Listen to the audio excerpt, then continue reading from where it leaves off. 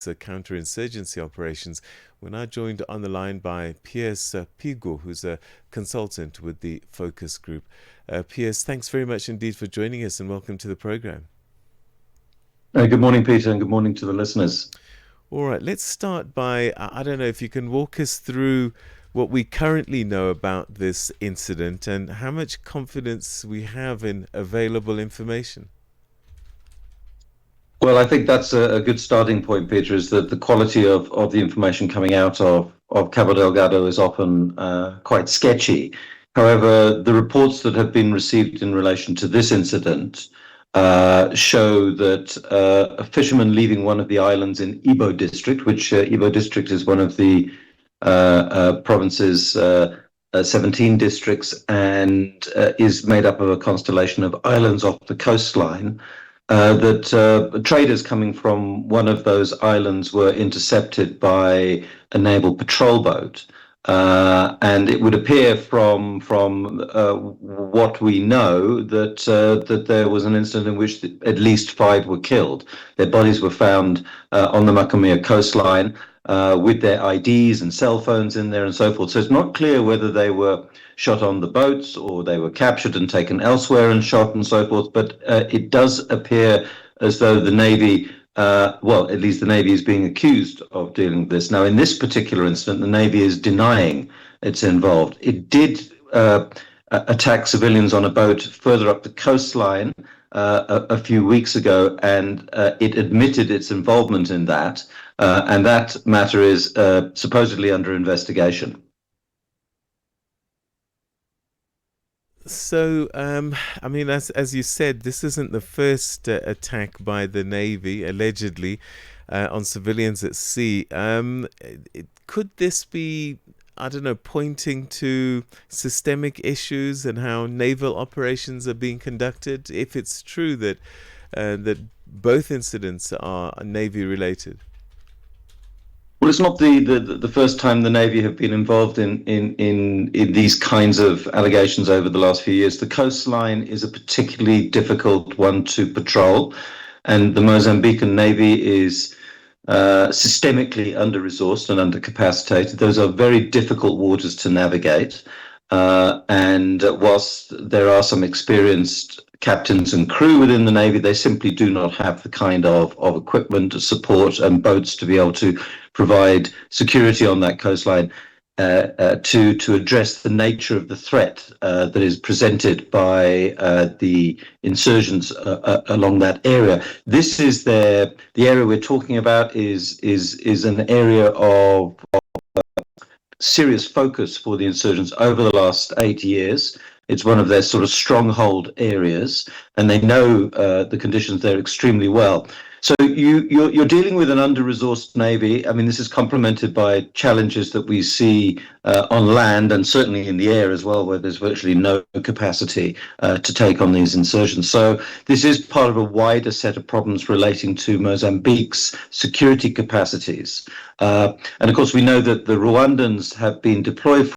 1,000 of them are in Cabo Delgado, but they appear of late to not be providing a serious response to attacks that are taking place in various parts of the province where they have responsibility. I should point out that they do not have a coastal naval responsibility, and this is primarily in the hands of as I've said, a very, very under-resourced, acutely under-resourced Mozambican Navy. Yeah, I mean, resources is one thing, but what it sounds like is snap judgments, shoot first, ask questions later. Are there intelligence failures maybe and training issues here? What could be playing out? Well, I think that's very true, Peter. That you are dealing with security services that have not been effectively trained and resourced. There has been training provided by a number of external actors, including the European Union, the Americans, and so forth. But it's disjointed, it's inadequate, it doesn't tie into the kind of support and development that's required in control and command, the logistics and supply processes there, and often you're finding real serious disciplinary problems within the security forces. The Navy is regarded, ironically, in some respects, as the kind of a more of an elite force within the Mozambican security forces, but they are acutely under-resourced. And in these contexts, and particularly, we've seen this with land forces where soldiers feel abandoned in very vulnerable positions. They often abandon their own positions when confronted by insurgents. There's been reported incidents of weapons being sold out of armories to the insurgents themselves, and so you've got a wider set of systemic challenges relating to conditions that these guys are operating in, poor morale, and so forth, and that lends to ill discipline and instability within the security forces themselves. So there are a number of severe systemic problems which are not new. They've been there for a long time, and despite efforts from external actors to support and develop the Mozambican security forces, there's still a very, very long way to go, and they certainly are not fit for purpose in terms of the way that they are being deployed and supported in the Cabo Delgado theatre of operations to be able to take on this kind of threat. I suppose when civilians are killed by the people that are supposed to be protecting them, this is the kind of thing I wonder if insurgent groups like Islamic State might try to leverage to recruit or build local sympathy. Oh, there's no doubt about that. I think that there's a huge frustration amongst many communities in Cabo Delgado. In late July, there was a set of attacks from a group of 40 to 60 insurgents moving into southern districts of Cabo Delgado. This displaced almost 60,000 people. The security forces didn't respond for over a week or so. And I think the lack of trust that many communities have is palpable. And in a number of other instances where security forces have crossed the line, they've been involved in human rights violations, in looting and stealing, and there are reports and of these incidents on a fairly regular basis.